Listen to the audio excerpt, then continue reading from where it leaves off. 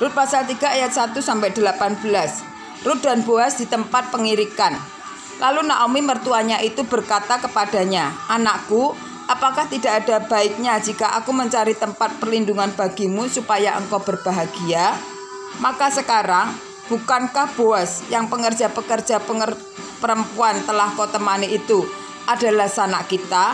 Dia pada malam ini menampi jale di tempat pengirikan. Maka mandilah dan beruraplah, pakailah pakaian bagusmu dan pergilah ke tempat pengirikan itu. Tetapi janganlah engkau ketahuan kepada orang itu sebelum ia selesai makan dan minum.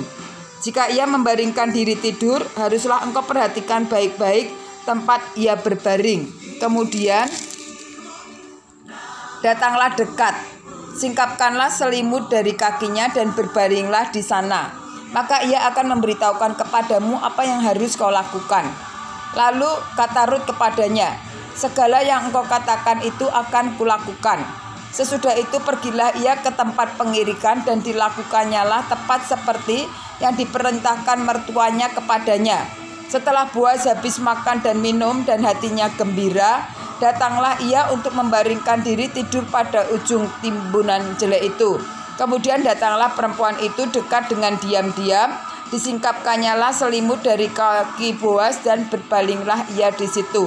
Pada waktu tengah malam dengan terkejut terjagalah orang itu, lalu meraba-raba di sekelilingnya. Dan ternyata ada seorang perempuan berbaring di sebelah kakinya.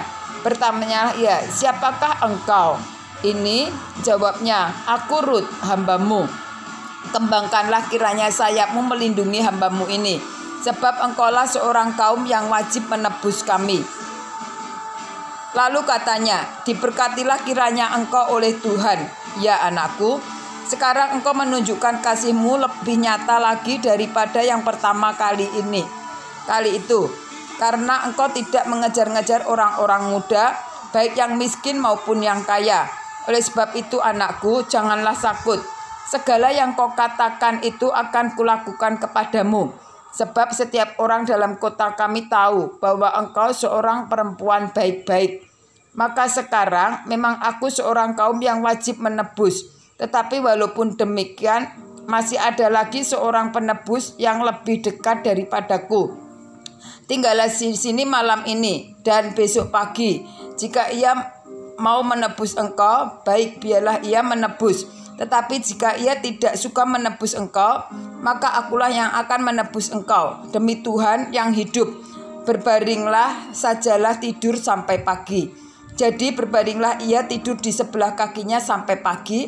Lalu bangunlah ia sebelum orang yang dapat kenal mengenal. Sebab kata Boas, "Janganlah diketahui orang bahwa seorang perempuan datang ke tempat pengirikan." Lagi katanya, "Berikanlah selendang yang engkau pakai itu dan tadahkanlah itu." Lalu ditadahkannya selendang itu. Kemudian ditakarnyalah 6 takar jelai di dalam selendang itu. Sesudah itu pergilah Boas ke kota.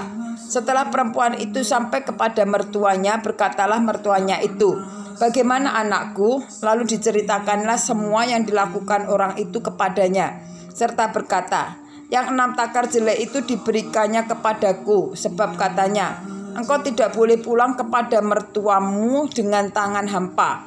Lalu kata mertuanya itu, "Duduk sajalah menanti anakku sampai engkau mengetahui bagaimana kesudahan perkara itu. Sebab orang itu tidak akan berhenti sebelum diselesaikannya perkara itu pada hari ini juga."